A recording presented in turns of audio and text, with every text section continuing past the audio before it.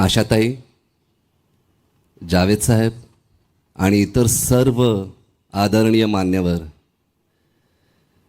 Actually जेव्हा साहेबांनी मला फोन केला आणि आग्रह केला, ते आग्रह होता की ऑर्डर होती तेच कळलं नाही,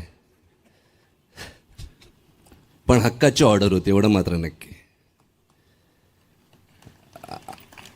आणि साहेब म्हणाले माझी इच्छा आहे की तुम्ही कविता म्हणावा, आणि मी म्हटलं मी, आणि साहेब खतखन हसले.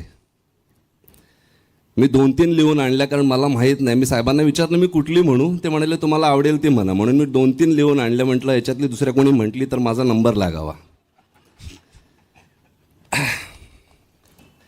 मी एवढ्या मंचावर कविता कधीच वाचली नाही. खरं तर मी कविताच कधी वाचली नाही. कुसुमाग्रजांनी लिहिलेली ही कविता आहे. जेव्हा भारताचं आणि चीनची लढाई चालू होती तेव्हा आपल्या सैनिकांना प्रोत्साहन देण्यासाठी. पहिल्यांदा वाचतोय, चुकलं वाकलं झोळीत टाका. बर्फाचे तट पेटून उठले सदन शिवाचे कोसळते, रक्त आपुल्या प्रिय आईचे शुभ्र हिमावर ओघळते. असुरांचे पद भ्रष्ट लागुनी आज सतीचे पुण्य मिळे, अशा घडीला कोण करंटा तटस्थेने दूर पळे. कृतांत ज्वाला त्वेषाची ना कोणाच्या हृदयात जळे, साम मंत्र तो सरे रणाची नौबत आता धडधडते, रणाची नौबत आता धडधडते. सह्यागिरीतील वनराजांनो, या कुहुरातून आज पुढे रक्त हवे जर स्वतंत्रतेला, रक्ताचे पडतील सडे.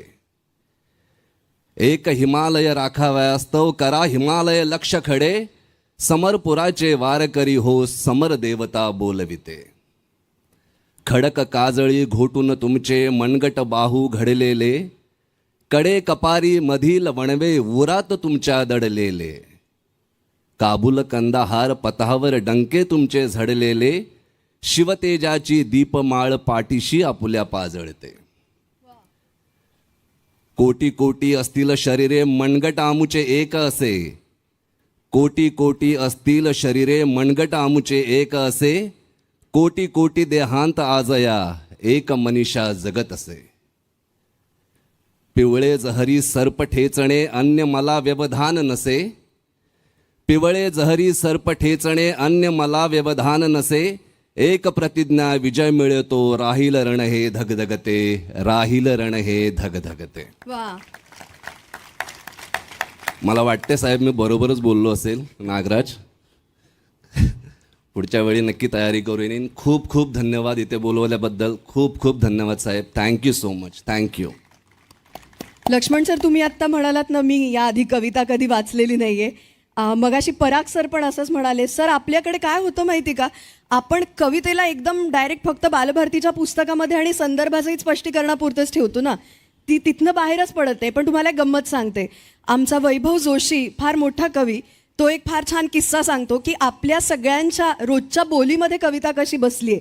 हां, म्हणजे एखादी बाई दुसऱ्या बाईला सकाळी अशाच शिळोप्याच्या गप्पा मारायला जेव्हा फोन करते आणि ती तिला म्हणत असते, तुझं काय बाई, तुझं ठीक आहे, तुला सासऱ्याचा कुठे त्रास आहे. हां, जनरल वाक्य आहे. पण हे वाक्य खरं तर एक कविता आहे. माहिती का कशी सांगू का? ही शार्दूल विक्रीडित नावाच्या वृत्तातली कविता आहे बघा. तुला काय बाई, तुझे ठीक आहे, तुला सासऱ्याचा कुठे जायचं आहे. इतकी कविता आपल्या सगळ्यांच्या मनामध्ये बायकांना बरं जमतं. साहेबांचा फोन आल्यापासून मी 4 दिवस भाषाच विसरलात की काय लिहून कविता काढतोय, वाचतोय, लिहून काढतोय. बायकांना त्याची गरज नाही वाटत मला वाटते. पण साहेबांचा फोन आल्यावर आमच्या सारख्यांना नक्कीच गरज वाटते. आज